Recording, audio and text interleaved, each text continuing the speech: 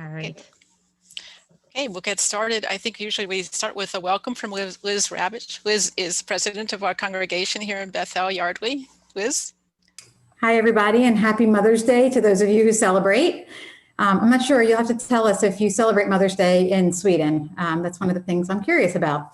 But I am co-president of Congregation Bethel in Yardley. And we have been enjoying visiting lots of different congregations around the world. And we're so happy to be in Sweden with you guys today and looking forward to hearing more about your congregation and more about being a Jew in Sweden. I know that we have some people here from Yardley who are going to be telling you about what life is like in Bucks County, Eastern Pennsylvania. So in order to do that, I turn it over to Rabbi Weiss. Thanks so much, Liz. And welcome, everybody. It's so nice to see everyone. I want to just say how special it is to be able to coordinate this event with Rabbi Ute Steyer. Rabbi Ute Steyer is actually a historic figure. She's to my knowledge, the first ever and the only female chief rabbi of a country. So it's a special privilege. But before she was that, she was a beloved professor at JTS, and I had the privilege of learning with her at various points. And so we're really honored to be joined with her by her and her beautiful community. It's the largest community, Jewish community in Sweden. So it's really exciting. And for those of us who've never been to Sweden, especially, it's just very mind-opening to be able to have this conversation. So we are from Yardley, Pennsylvania. We'll be talking a little bit about our respective communities. So actually, the way we're going to structure this program is Rabbi Steyer and I will start by sharing a little bit about our communities, and then we'll turn it over to community representatives to dive into our theme, which is going to be kind of reflecting on what it's like to live as a Jew in our respective communities. Like, how do we feel about outwardly showing our Judaism?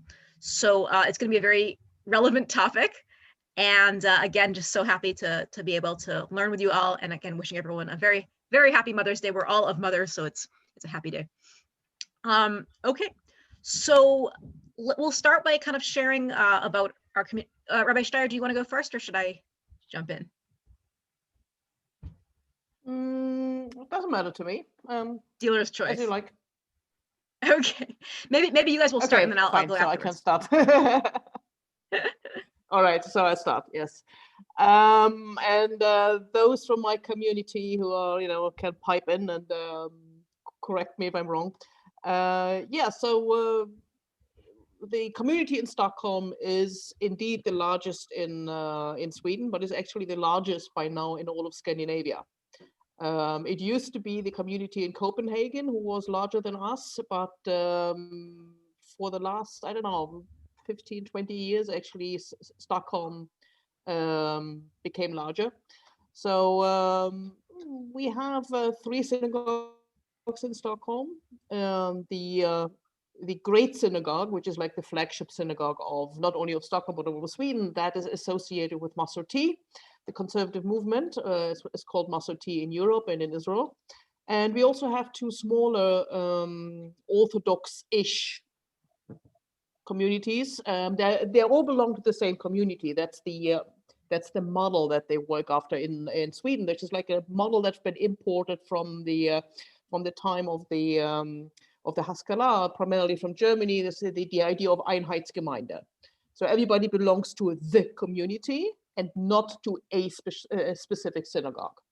So we have 2 rabbis. I'm the rabbi of the Great Synagogue. I'm the rabbi of the community, but I also have an Orthodox colleague who just started his tenure here. All, we have something like 4,500 members in the community in Stockholm, and nobody really know how many Jews there are in Stockholm, but people think there are approximately equally as many that are not members of the community. So we are talking about something like 9,000 or 10,000 Jews in Stockholm, and in all of Sweden, again, it's anyone's guess because nobody really does a census. What we do is we count the members of the community, and then we extrapolate from there. So that's depending on what kind of way you count, we end up somewhere between 18 and 25,000 Jews in Sweden.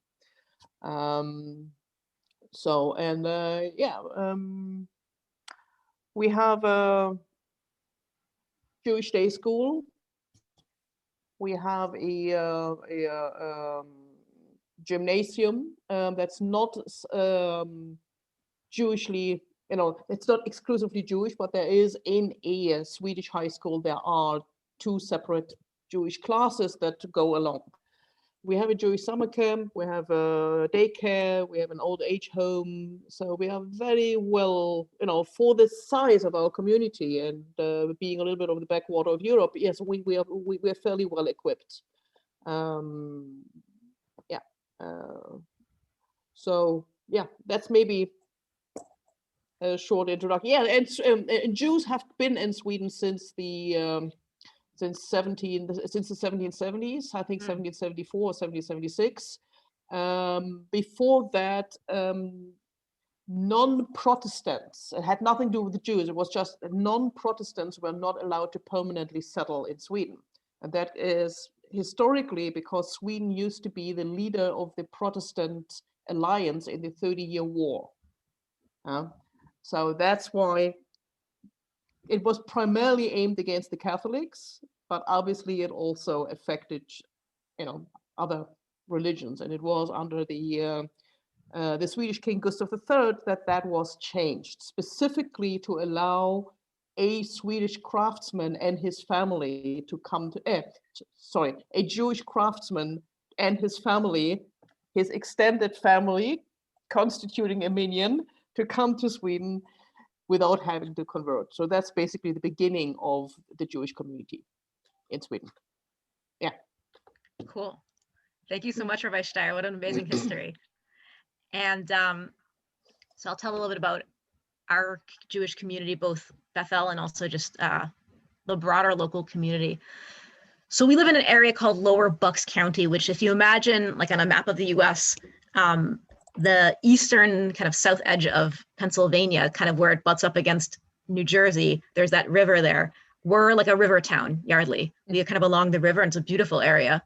And Yardley itself was actually quite small, but I think Jewishly we kind of punch above our weight in the sense that we have about 4 synagogues in Yardley. We have a kosher bakery in Yardley, and we also have a Jewish day school that's 100 years old in Yardley. Now, to be fair, the day school originally started out further east, and that has to do with the transition of the community as a whole. In other words, the Jewish community used to be, a lot of the folks who are here now were originally, the synagogues too, were in Trenton, New Jersey, which is the next major city over. And so when you talk to a lot of the Jews of our community, they'll have family and history and all these stories going back to synagogues that were originally in Trenton. And there was a kind of demographic shift that you hear about a lot in the US with kind of urban cities kind of basically being absorbed into the suburbs in the area. So the Jewish population here has really grown and continues to grow, despite there being, there's a lot of unaffiliated Jews, I should say. And I think Philadelphia is actually notorious for a lot of people not being members of synagogues, and there's a whole history to that. But there are 16 synagogues in Bucks County. We're outside of Philadelphia. We're like 45-minute drive. But in Bucks County, there are 16 synagogues, which is incredible. And we also have a neighboring synagogue in the next town over. That's a Reform synagogue that has its own mikveh, and it's a totally Jewishly, legally legit mikveh. And it's one of about 2 synagogues in the country that fully run all year round this beautiful mikveh. So that's kind of a neat trivia piece too about our community. And the Federation here is very strong. They do a lot of great work. They're kind of the umbrella organization, the Philadelphia Federation. And so they're really good partners for us. And we are in very good relationship with the other communities. And our particular area, Bucks County, again, the kind of the county we live in, is mostly progressive Jews, meaning like Masorti Jews like yourself, conservative Jews, Reconstructionist, Reform. However, there is a small Orthodox presence, and there's also a Chabad Lubavitch presence, as there is everywhere, right? And so that's kind of the flavor of Judaism here in a way. We have an annual Jewish festival. They just had it actually virtually for the first time this year, which was kind of interesting and cool to be able to do that. And there's a lot of vibrant Jewish life. And, it's funny because if you drive about an hour or so out, when you go to like Lancaster area, the landscape is a very interesting one. We're in a mostly kind of mix of suburb and farmland, which is also an interesting combination. But if you go a little bit further out, it becomes very country-like, and you can see like Amish folks and, you know, who, apropos this topic, I know this is part of how Rabbi Steyer kind of described our area, you know, they very much live their identity. They openly walk around looking like Amish folk in a way that's different than, let's say, how we're Jewish, but we don't necessarily broadcast that in as obvious a way. I was thinking a little bit about this question of like being a Jew outwardly in light of a really interesting conversation I had this past summer, the previous summer, with a group of teens from our synagogue. I had this program where we were reflecting on all of the racial tension that had been happening in our country. And we were just speaking kind of candidly and open-heartedly about how that feels for us. And one thing that came across very strongly was how our teens only feel identified as Jewish when it comes up contextually. In other words, if their friends happen to know that they're Jewish, but nobody would necessarily know they're Jewish. They all easily pass as, you know, generic white otherwise in their system. So in the school, a lot of our students in our school, actually all of our students in our synagogue go to public schools or private schools. And so they're usually in the minority in their schools because, again, although there is a good Jewish population here, it's not the majority by any stretch of the imagination. So you have this issue, and kids talk about this a lot when I ask them to reflect on what it's like to be Jewish, is it's frustrating, like when you have to take off for Yom Kippur and no one knows what that is, or you're the only kid taking off for your holiday.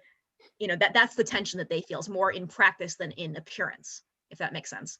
Now, we also, as I'm sure you know, we're in the same state as Pittsburgh, you know, where the horrible tragedy happened a couple of years back.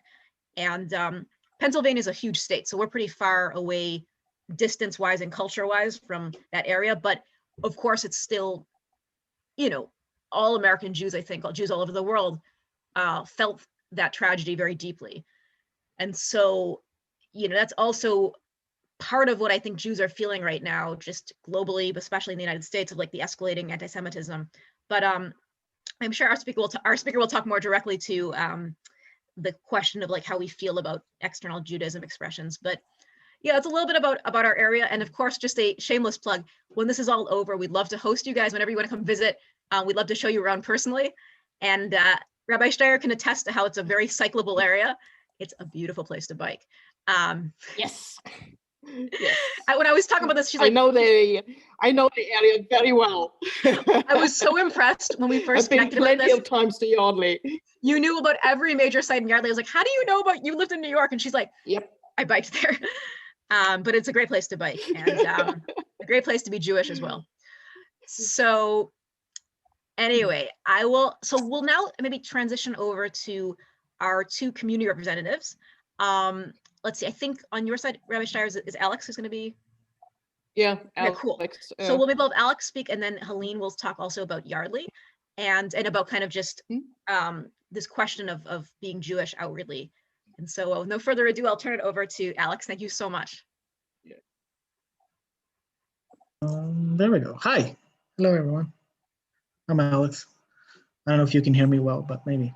Yes, so the question is, how is it to live as in a majority non-Jewish context, right?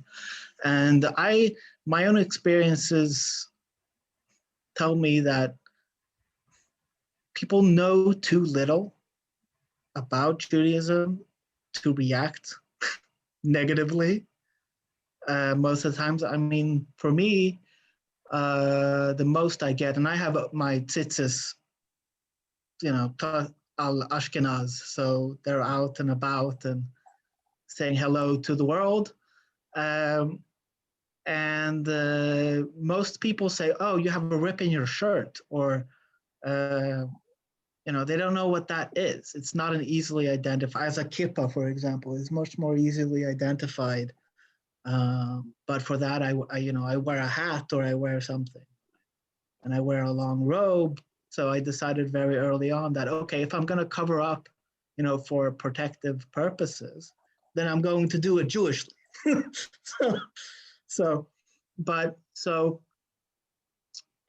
It's difficult in the sense that people don't take the time to know what your tradition is. But most of the time, from my experience with people at work and stuff like that, people are curious rather than hostile.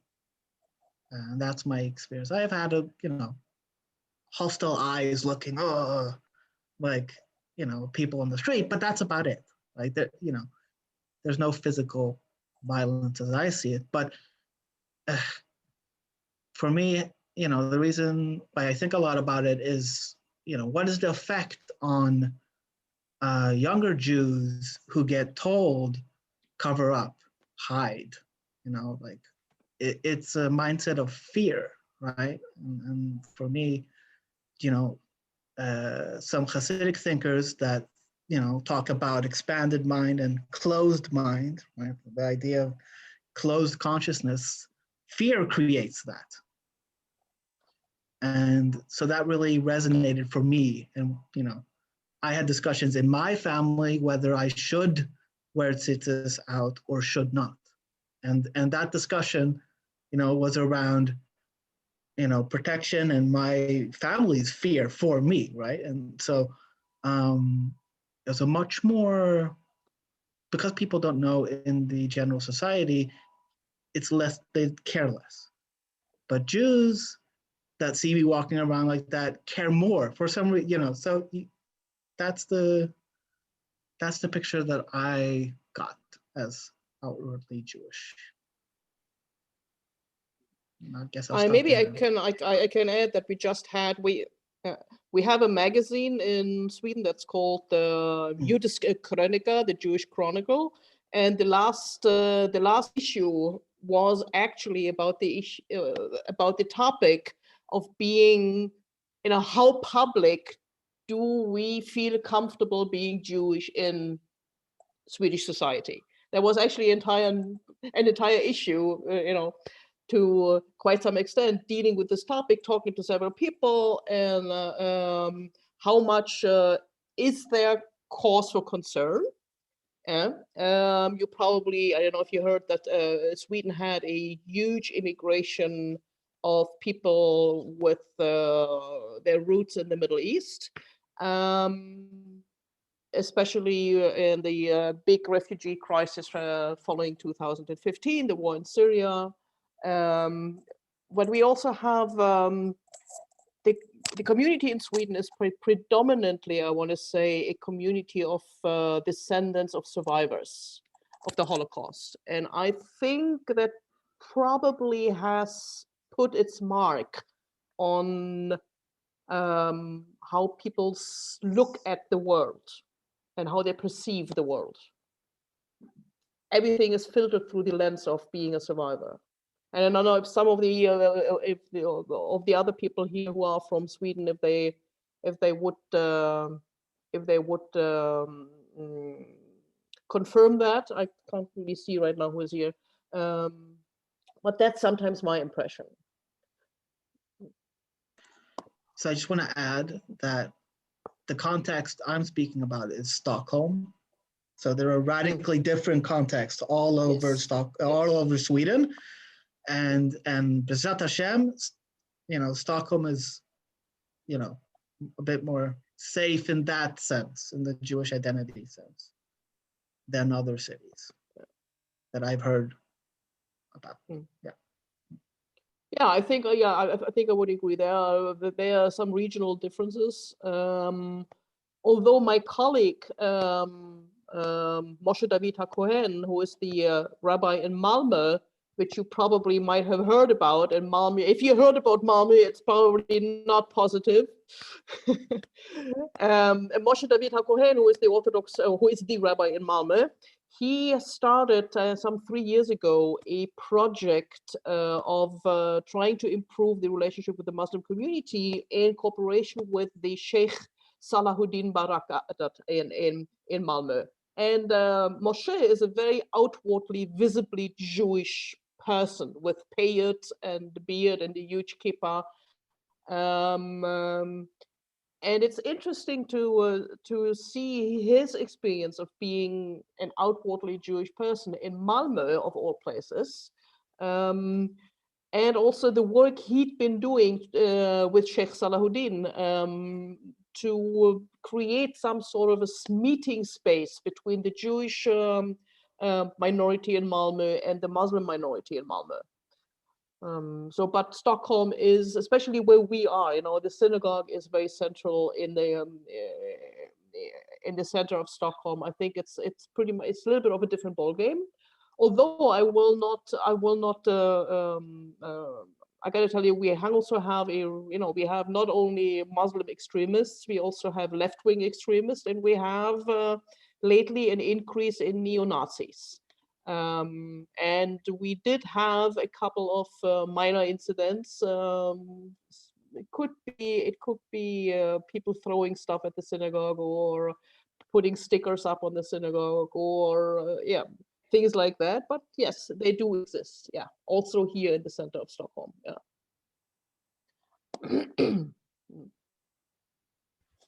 Well, thank you so much, Alex and Rabbi Steyer. Well, we'll do our counterpart with our representative from our community, our very own Helene Geiger. Helene, by the way, is the chair of our adult ed and does incredible work putting together just amazing programs like this one, and has some good roots in this area. So she'll have some great comments to share as well. Thank you, Rabbi, and welcome everybody. I'm so glad that you can be here with us today. It's an interesting topic, and on the surface here, we're very lucky. We look like everyone else. We fit in very well with everyone else. We have our synagogues and institutions, and they have not outwardly been interfered with right here in this area. But we see what's going on in the greater country, and it's worrisome. And there have been some political trends that you undoubtedly have heard about that put us at least it gave us the feeling that we were at some risk. But there's also a sort of an ecumenical feeling in our community that we're all working together. So when it comes to holiday time, for example, if somebody wants to have a Christmas tree, fine, but they'll also have a menorah. They'll also, and they try to make everybody welcome. And it's a good feeling. It's a feeling of acceptance. And I think it puts a lot of fears to rest. And that's been the case for quite a while. And I think it's a nice place right here to be. However, you go maybe 50 miles to the east of us toward the ocean, and there's a town called Lakewood. Lakewood is a very Hasidic town. It used to be, just a regular American town, but there are a lot of Hasids there now, and it's changed in character quite a bit. The people who live in Lakewood are not necessarily happy about it, but they're living with it. But now Lakewood is pretty much filling up. There's not a lot of available building space there anymore. So now the next door town is called Jackson. And Jackson suddenly has a lot of people who are Hasids who want to buy property there. And the other people in Jackson do not want that to happen. They don't want to become a Hasidic majority town. There have been a lot of arguments back and forth, starting small but getting bigger, and it's gotten to the governmental level where the town board has taken steps to try to stop the Hasids from freely practicing their religion or even being citizens of that town.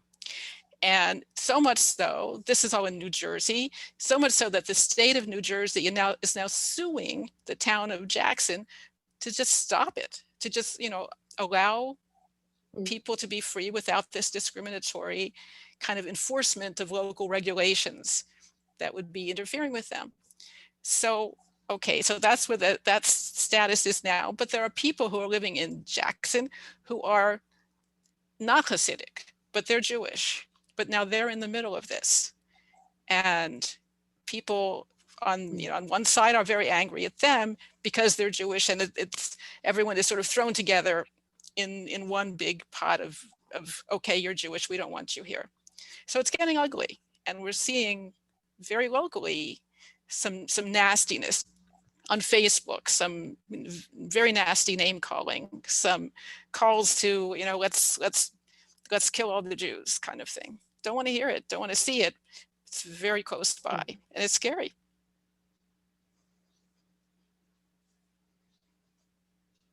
Much, Helene. And it's useful to think about kind of the broader region. So I'm glad you brought that component in to think about, you know, what kind of Jewish topography we're situated within, because here we don't really have an ultra-Orthodox population, but like at the day school, you know, the one that we have in Yardley, many of the teachers are actually from that Lakewood community. So, you know, we do have interaction definitely with that community. So yeah, absolutely. I was thinking at this point we could open it up both sides to ask, just freely ask questions, any questions folks have about the other community, just anything on your mind that you were curious about. So go for it. If anyone who's, you can either just unmute or you can just type whatever you prefer to do. Hi there. Question for our Swedish friends. Is there a distinction made between anti-Zionism versus anti-Semitism? My sense is that a lot of the Jew hatred in Europe is kind of commingled between those two, and it gets lost in a confusing bunch of concepts around what Jews are, who Jews are, and what they represent in terms of solidarity with Israel or Zionism versus just being Jews as a religious identity. Any comments or thoughts about that?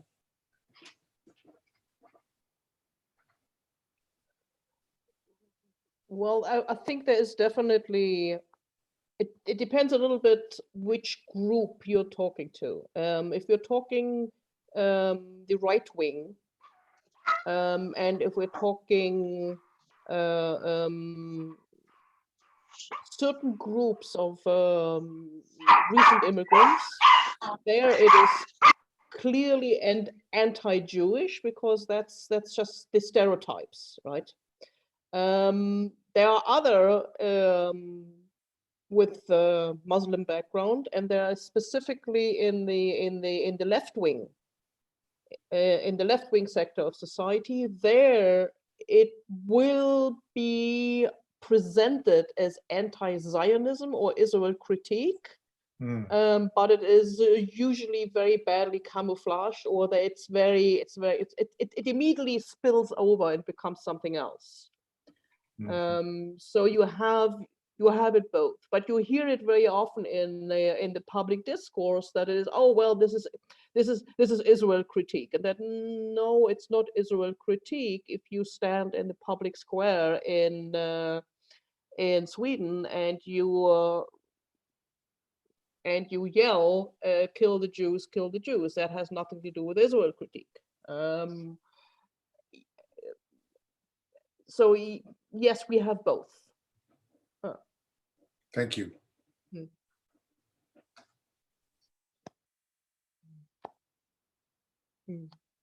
Sheldon? Is the Jewish community in Sweden stable, or do you have Jews migrating there, or more of an exodus? What's the, I know you said you don't have an exact count, but what's your impression? Well, the membership is fairly stable. So we do not have a mass exodus from Sweden. For instance, when I said that at one point, Copenhagen used to be the larger of the Jewish communities, they are no longer the larger of the Jewish communities, because B'nai Akiva and the Jewish Agency did a very good job of advocating for Aliyah. So a lot of the younger Danish Jews left. So they basically killed their own community.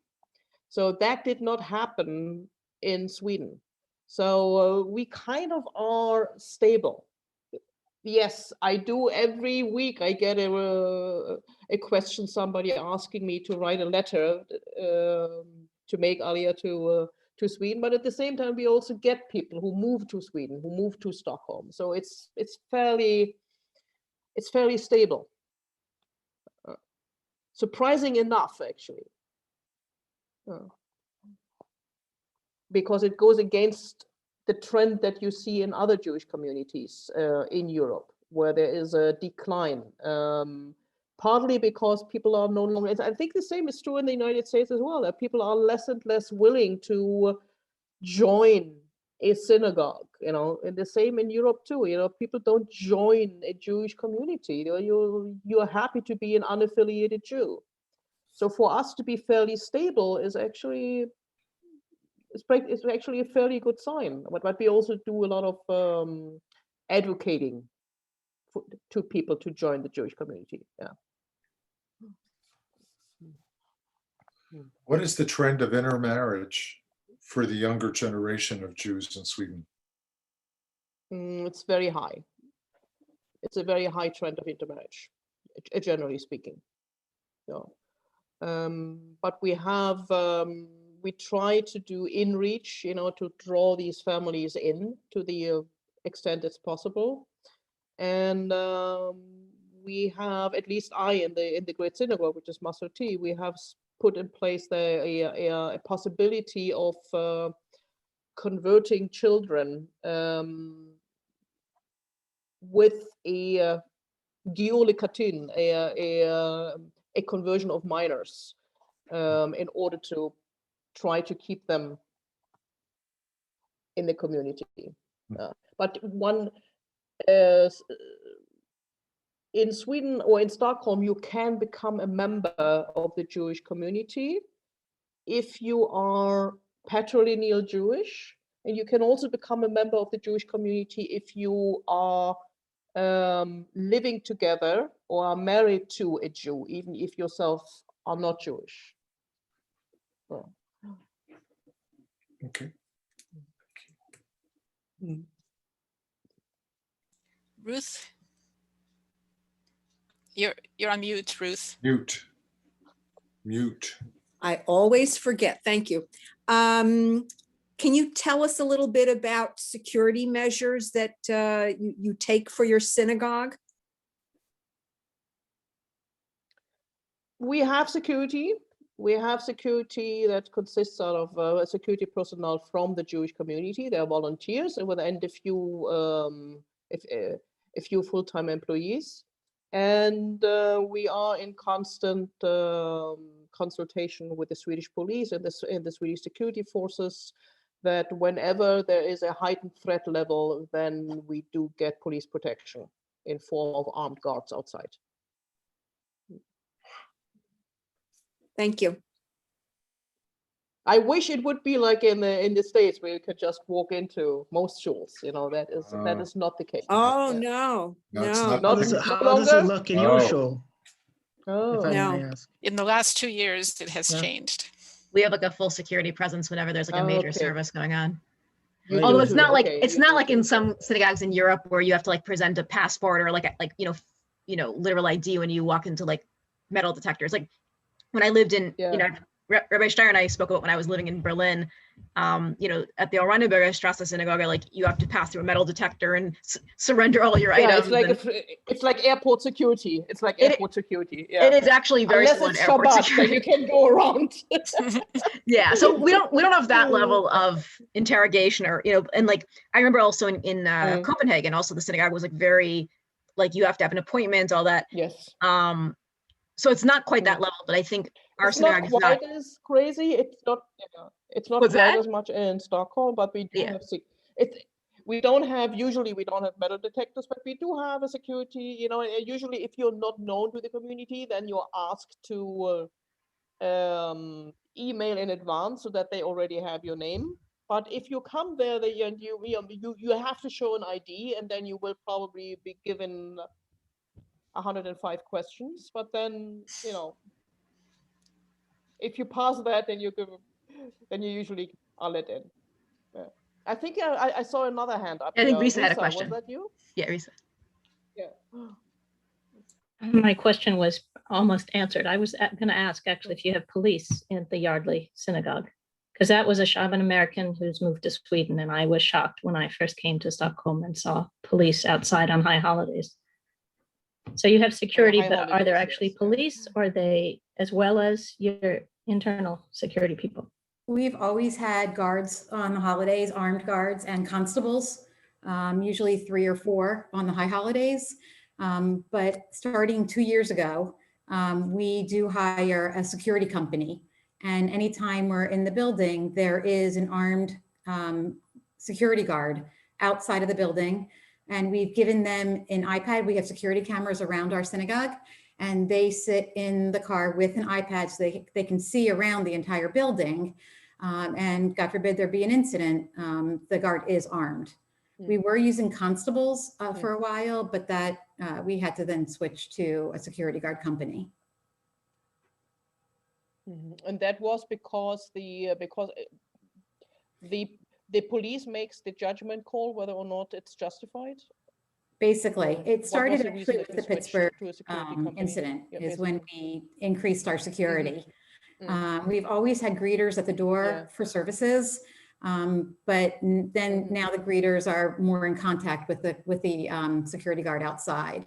And there's an agreement, an unwritten agreement between the greeter at the door, who is a congregant, and the security guard to kind of keep an eye on everything. We also have panic buttons. So I'm sorry, Ruth, I saw your hand. That's no. So when we have Hebrew school in session, all of the teachers wear secure panic buttons around their neck. And on the high holiday and on a Shabbat, there is a hidden panic button on the rabbi's pulpit. And the greeter at the front door is also wearing a panic button. And that would page the police, the local police department. Ruth, do you want to go? Yes. Yeah, I just wanted to add, I don't know how many of you here in the Yardley area know, this goes back at least 25 years ago when my children were attending the Abrams Hebrew Academy, full time. One is now 39 and one is 41. But there was an incident that occurred where I think it was some Jewish institution back then, that many years ago, was attacked. And since then, the Hebrew Academy has had guards. So this goes back a long time, not just 2 years ago. This is a long time. Initially, I think back then, the guards were even armed. Whether they are now, I don't know, but my feeling, is an unbelievable feeling that here in the United States, my children, because they're Jewish attending a day school, need to be protected by armed guards. To me, it's still outrageous, but that's the status of things. Yeah, but even back then, so. Ruth, my kids are a little younger than yours, and they also went to Abrams. And in 2013, they received a security grant where they now have key fobs for everyone to get into the building. So there is no longer a security guard because the building is completely locked, and you either need a key fob to get in or you need to buzz in. Oh, thank you for updating me. I didn't know that. Okay. Yeah. Well, as an almost parent of that school, my child's starting there next fall. I'm glad to hear that. Well, our guards aren't armed because in Sweden that's basically almost impossible because we don't have public gun ownership as you have that in the United States. So the only guns around are basically hunting rifles for people who go moose hunting in the fall, and that is heavily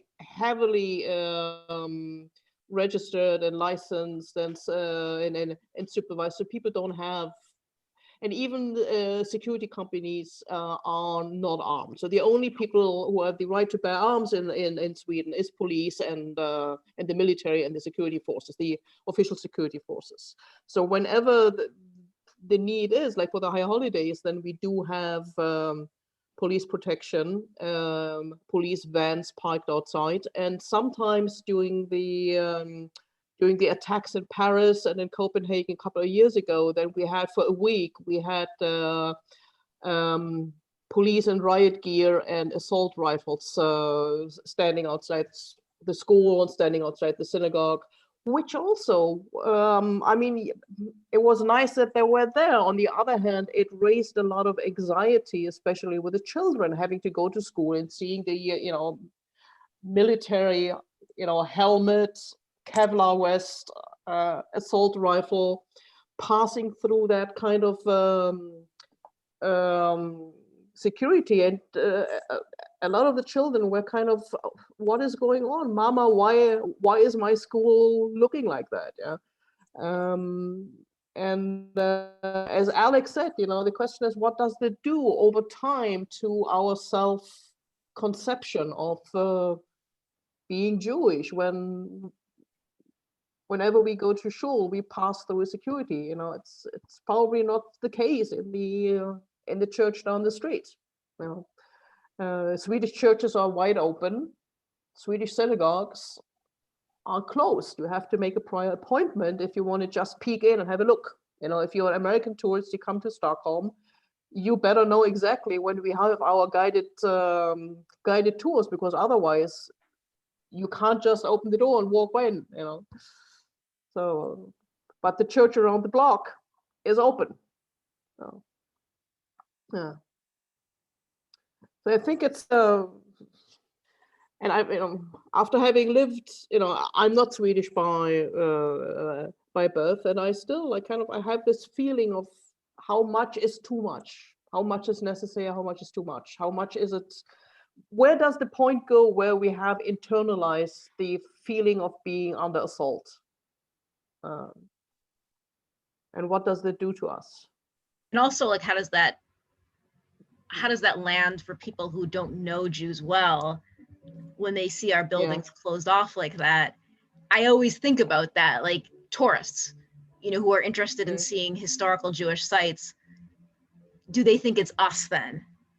Even though clearly there's a reason, both in Sweden and in the United States, there's good reason for us to have security, and I'm not disputing that, but it's more the optics of fear and potentially exclusion that might transmit to just people who pass by. And I think about that a lot and struggle with it, because we want to be seen, especially our synagogue spaces, as inclusive and warm and inviting, instead of this kind of foreboding place where you have to surrender all of your belongings.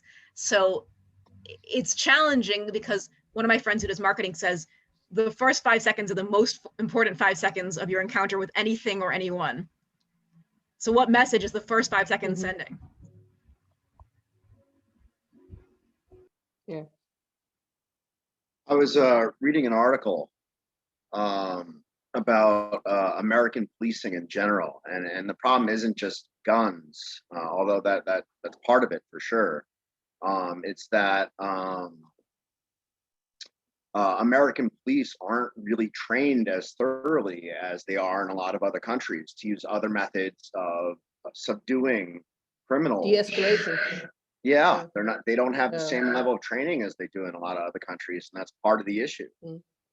If like police in these other countries where there isn't as many weapons and things like that, they're trained in de-escalation. They have greater training in martial arts and that kind of stuff, and then it makes a difference, you know.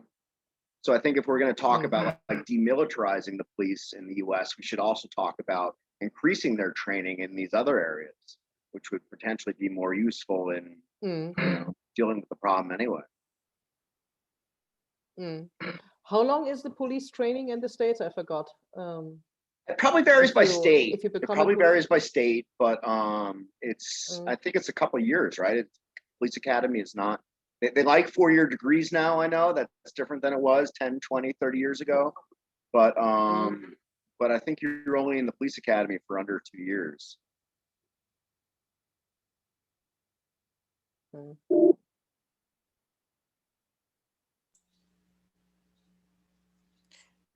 We have a question from Steve Wiener. What kind of discussions are you having with Islamic groups to foster Jewish Muslim understanding, especially at the grammar, middle, and high school level?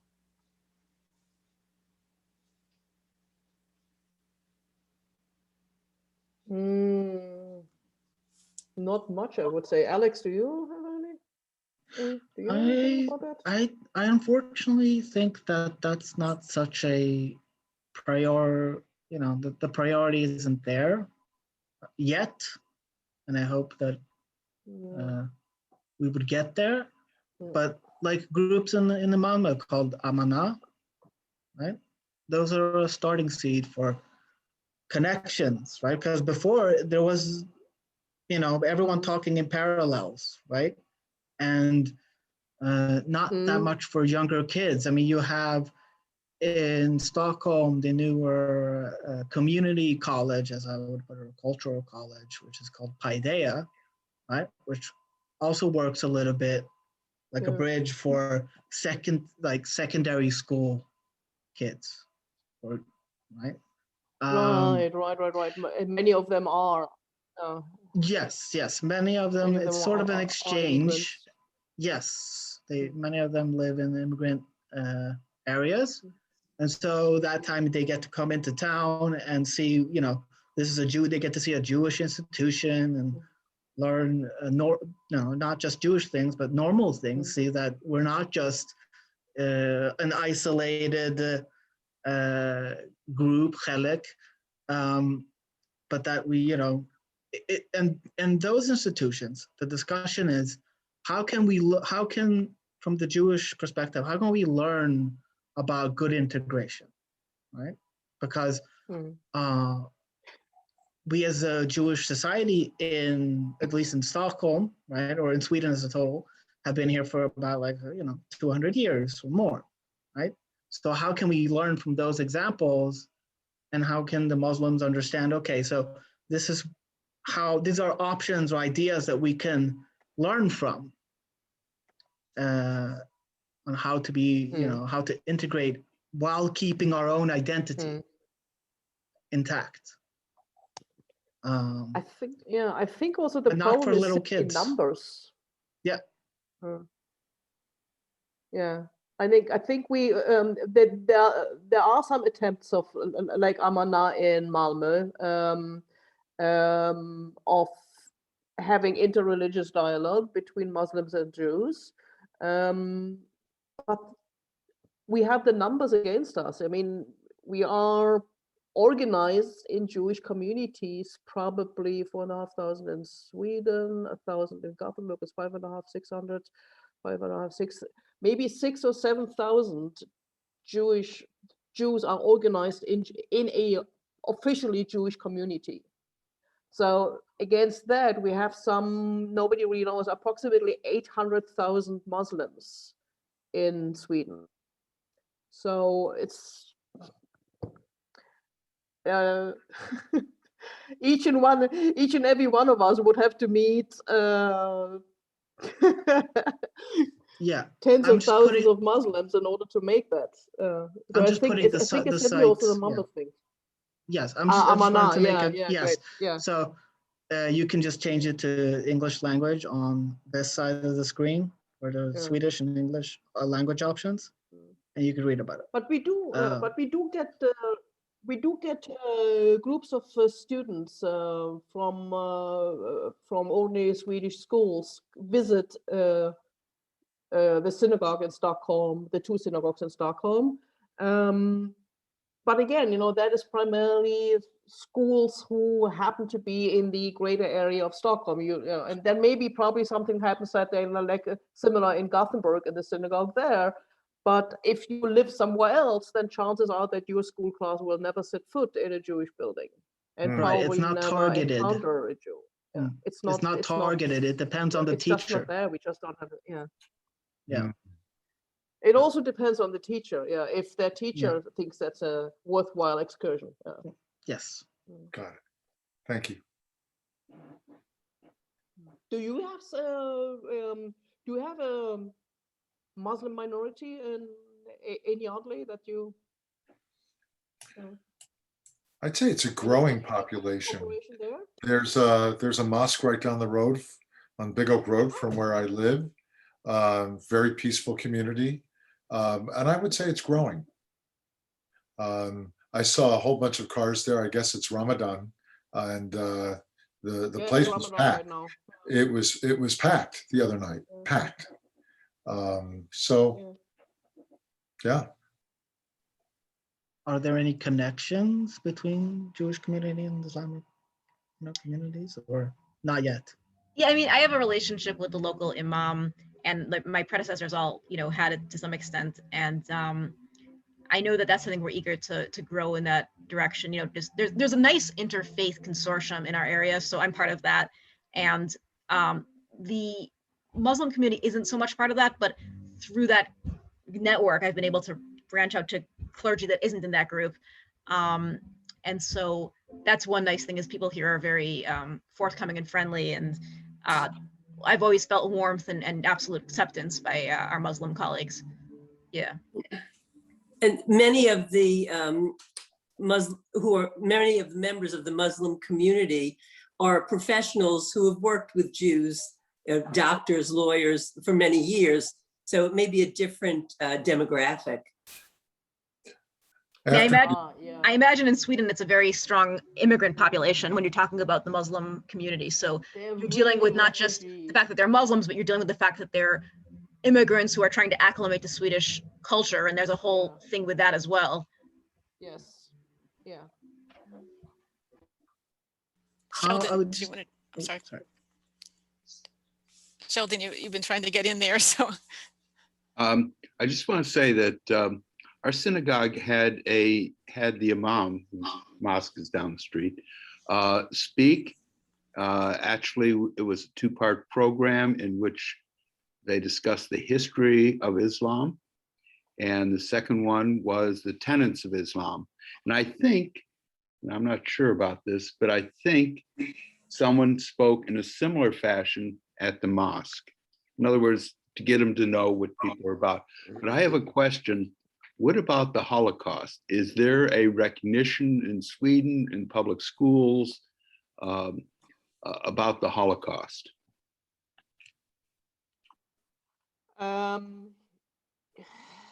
In 1998, I believe it was, or 1996, the then Swedish Prime Minister Göran Persson, who himself personally is very much concerned about the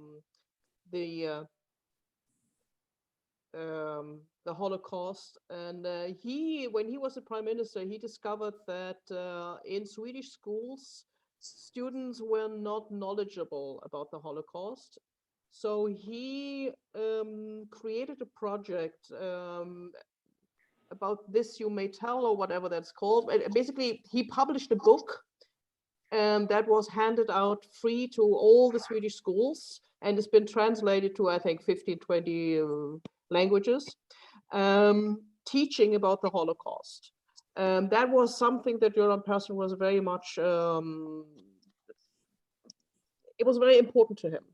Nowadays, I think just today there was an interview with him in Dagens Nyheter, which is like the largest morning paper in Sweden, where he said that he's again very concerned about the development, the recent development in Sweden, where again the Holocaust is a little bit disappearing from public discourse. The understanding, knowledge about it is disappearing.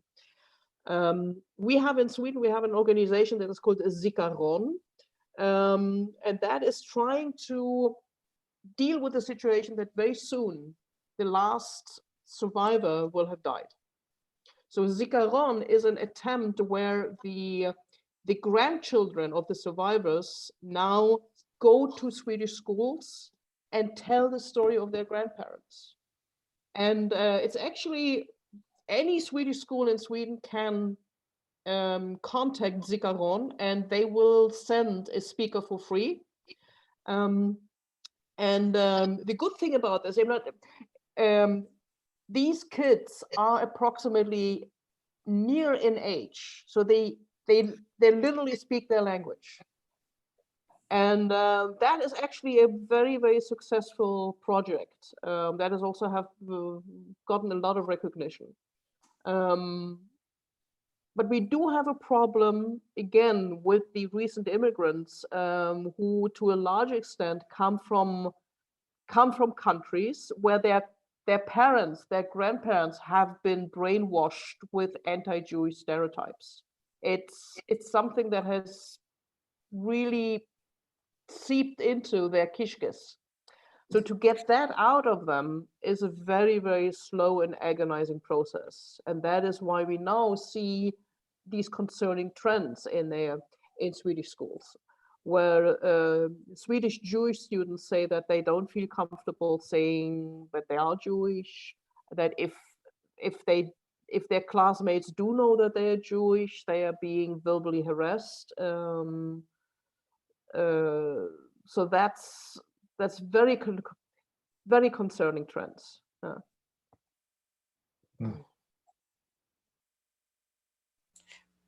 Primal, did you want to jump in here to talk about the Holocaust denial?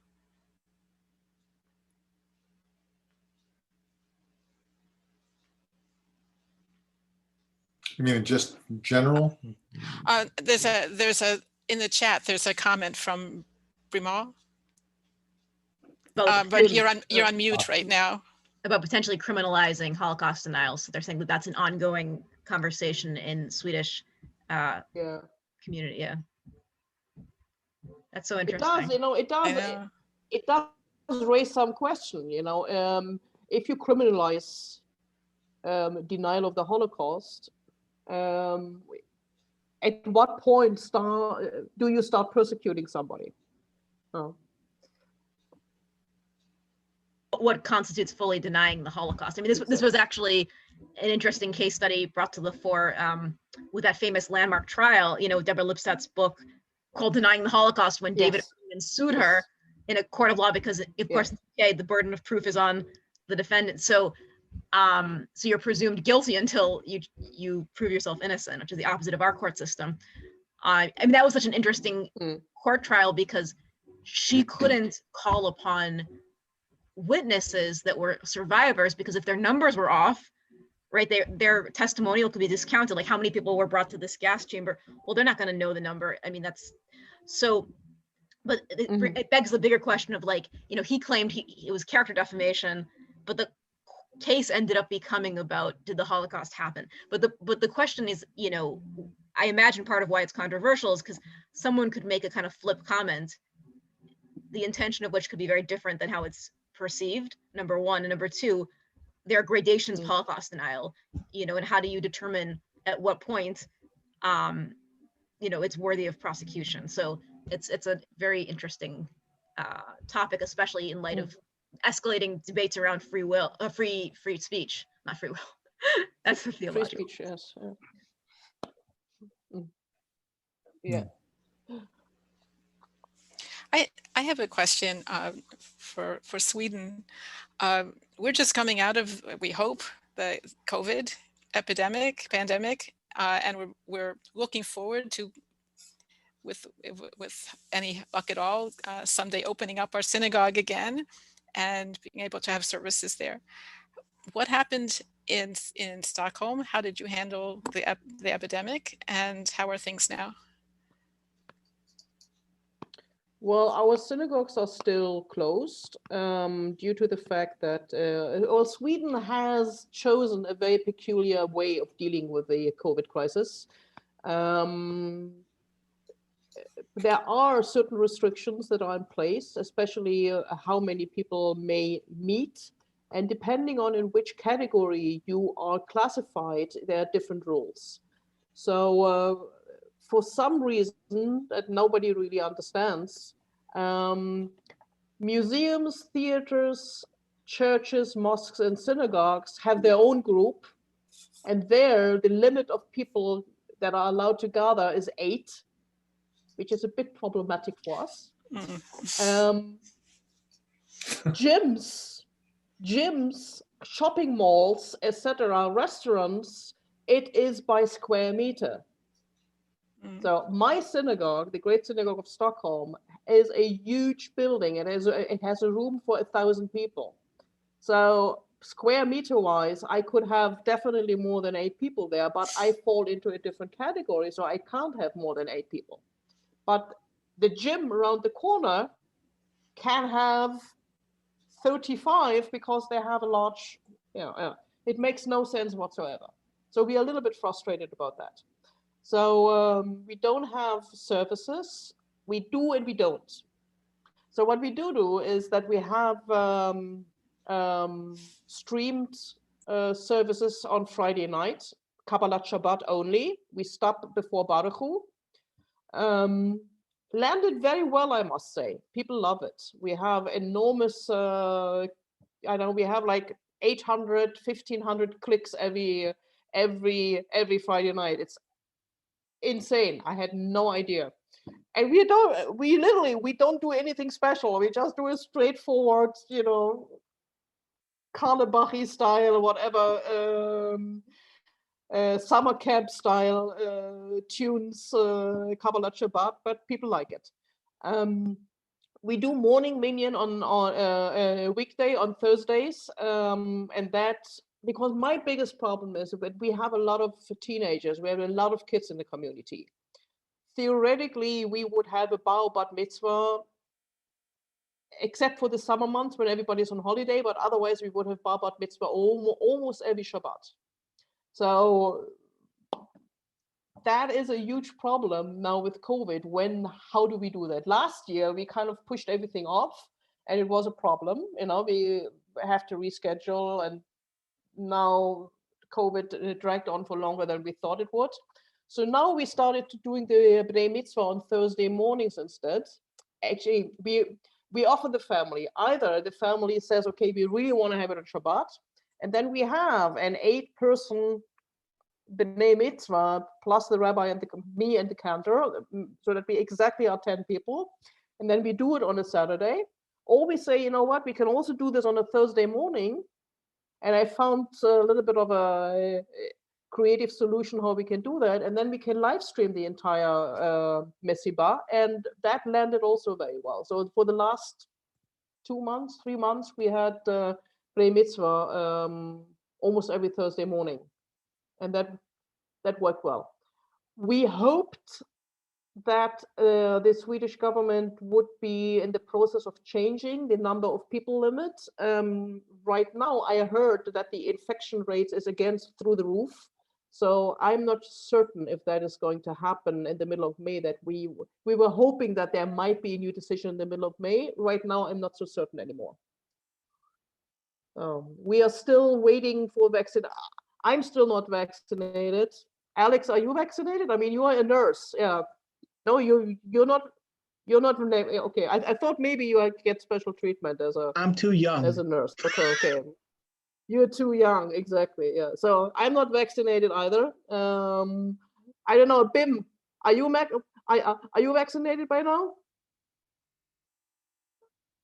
I can't hear you. You're on mute anyhow. But one. You have one already. Mazel tov. So. Okay, so yeah, we are very, very slow. Not to be compared what's going on at NHS in the United Kingdom or in Germany. They are much further ahead with vaccinations. Sweden is just again the red lantern, unfortunately. But I keep hoping, I keep hoping that I too will soon get my SMS that I can get my first shot.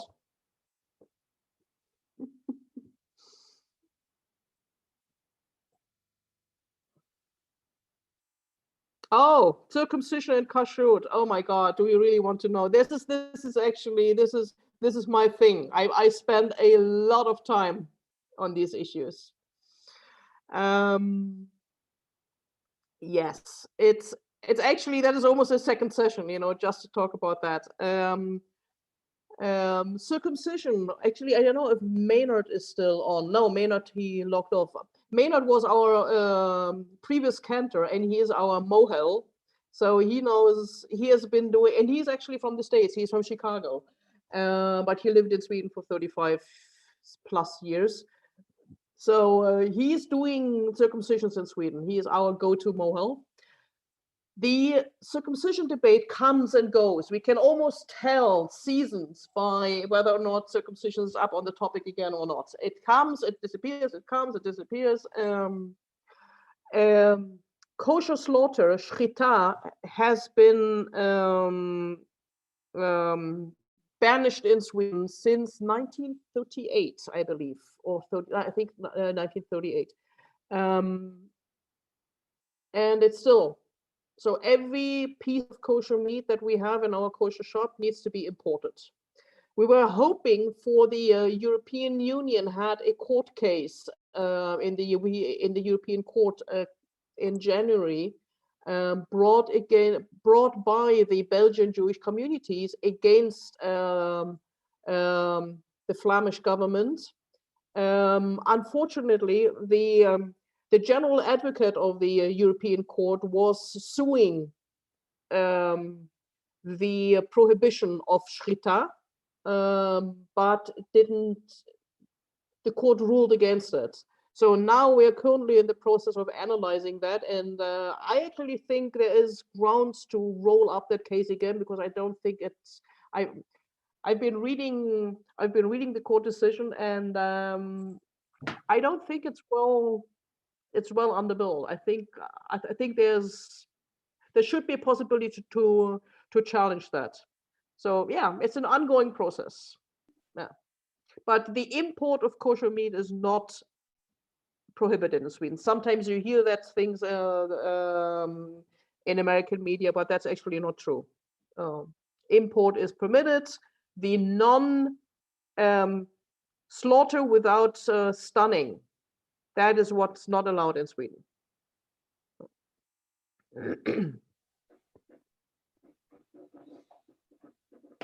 Thank you.